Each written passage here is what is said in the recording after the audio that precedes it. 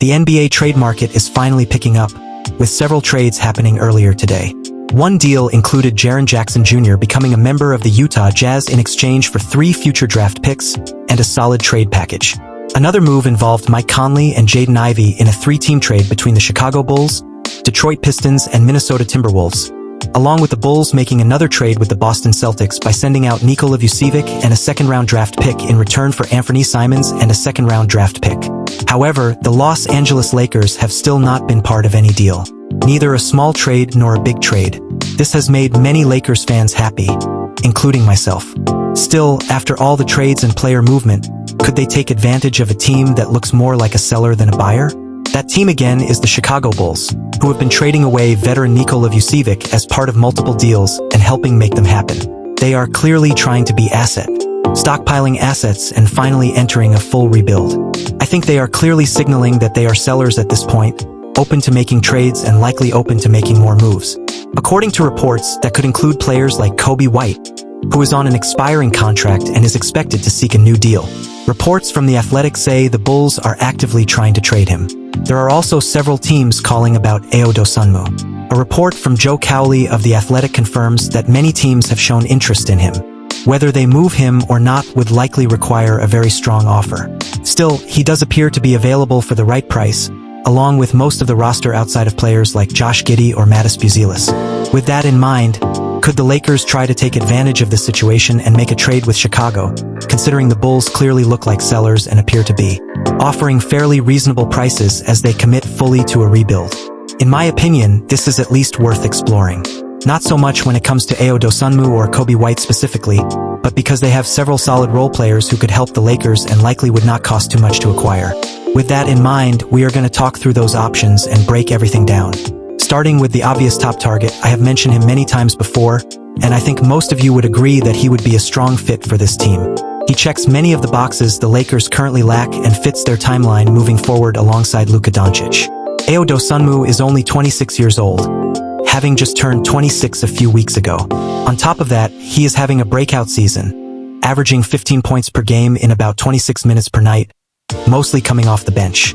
He is currently thriving in a 6-man role, which is likely the same role he would have with the Lakers and would immediately be a major upgrade in that role.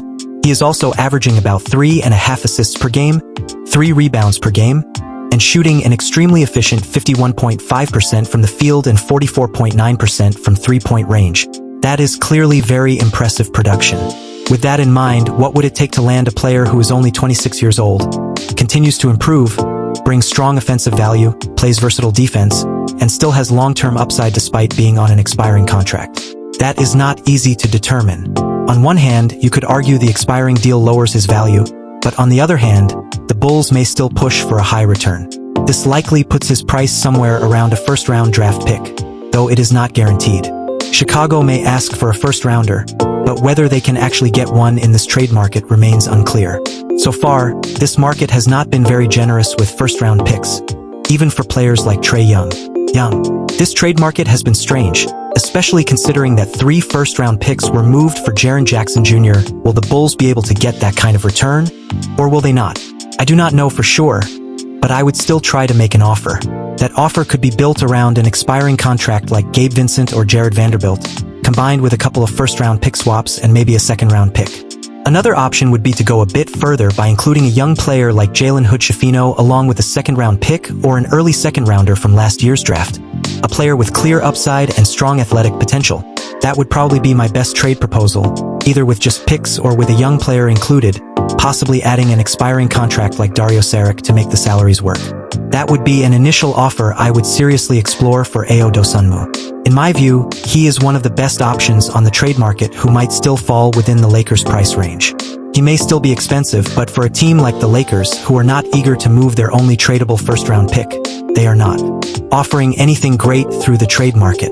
If you're hoping to get something that's pretty close to a game share, a big-time difference maker, this would probably be the best they could get. Again, if they're not trading that first draft pick. So, in my opinion, I'm definitely looking into it. Even if they can't meet the price that the Bulls want for him and they can't quite reach that, I would still negotiate about a few other players in their team, too. Again, not regarding Kobe White, I don't think he'd be a good fit, and I don't think he would fit the needs of their team or what they're trying to build around Luka Doncic. but I definitely would call them about guys like Ayo, for example. A guy that, yes, is under contract next season. Something that they have been a little bit resistant to, but is not under a bad contract in my opinion. On top of that, would fit the three and need for their team. Is a two-way player. Maybe not the best three-point shooter in the world, but only a shot below 35%. Only once in his career, and that was during his rookie season.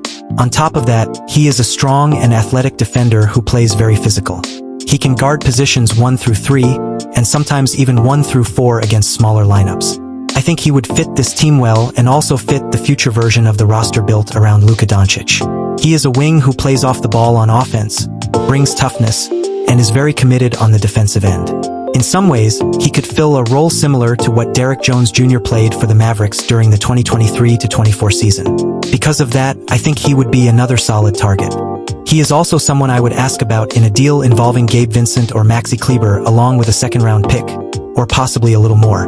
That is another option I would seriously explore. Ideally, it would be great if the Lakers could land both players, getting both Okoro and Dosunmu in a trade with the Bulls.